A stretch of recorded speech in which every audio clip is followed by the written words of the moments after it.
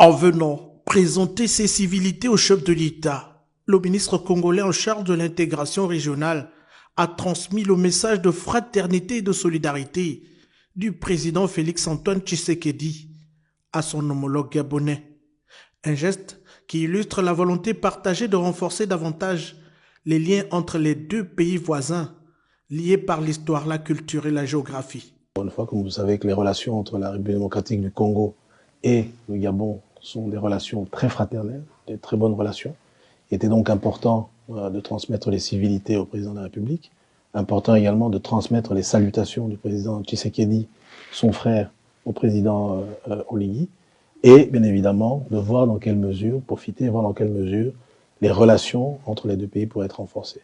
Donc je pense qu'il y a des discussions qui ont eu lieu notamment sur la possibilité de relancer des commissions mixtes entre les deux pays. Sa dernière commission mixte a eu lieu en 85, ça fait quand même une quarantaine d'années.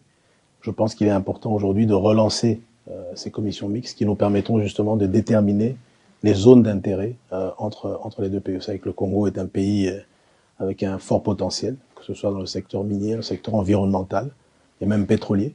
Le Gabon est un pays qui est reconnu pour son secteur pétrolier. Et donc, il y a plusieurs secteurs, je pense, dans lesquels nous pourrions ensemble renforcer notre collaboration et notre partenariat. Au-delà de la symbolique protocolaire, cette audience traduit l'importance de la coopération sous-régionale, en particulier dans le cadre de la CEEAC.